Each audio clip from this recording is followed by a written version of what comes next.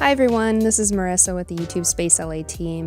As we all know, the pandemic has changed quite a bit about our everyday lives these past few months. And maybe for the ones tuning in, it's changed the way you go about shooting your videos from home.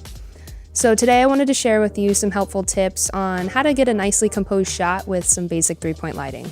Let's dive right in. So first, I want to break down what's happening in this photo. As you can see, I have a large wide open living room and a big source of natural light coming in through my balcony windows. Now in some cases, natural light can work against you when using LED or hot lights, color temperature being one factor, but you'll see in a sec why it helps my situation. Also take note of my couch placement. It's away from the wall, which creates a sense of depth for your shot and will help to avoid shadows you may get from your key light. Alright, so back to it. What is 3-point lighting? It's exactly what it sounds like. It's lighting a subject from 3 points. You have your key light, which is your main source, illuminating your subject, your fill light to adjust contrast across your subject, and your backlight or your hair light to separate your subject from the background and give them a little more pop. In this case, I'm treating the key and the fill the same, so I have one big soft source, which will help the light wrap around me a little bit more softly. Ideally, I'd like my backlight armed out and above my head, but because my ceiling's so low, I was catching the softbox in the frame. Now, if I had a smaller light, it would have worked perfectly. So instead, I had to place it directly behind the couch for a little kicker off my head. And finally, as I mentioned before, I left my windows open so I can illuminate that back wall. I'm not getting any weird color shifts that would complicate my white balance because the color temperature is already so similar. About 5,000 Kelvin for my lights and 5,600 Kelvin for the natural light that's coming into the room. And this is what we get. I have soft, even lighting on the subject, and the background wall is getting a nice gradient from the window, but not overpowering the brightness of the subject in the foreground. Some things to keep in mind.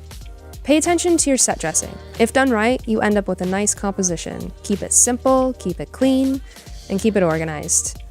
If you're trying to do too much, it becomes distracting and will take the attention away from the subject. In this case, I was trying to balance out the shot with the items in the background as well.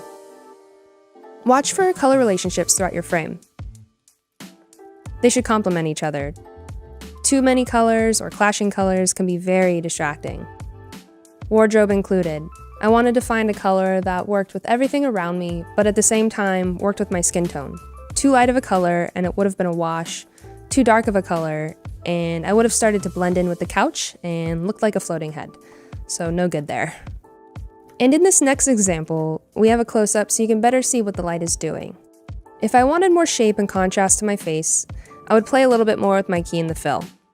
So I could power my key to be a little brighter than the fill, or if your lights don't dim, you can physically move your fill light a little further away, making it less powerful.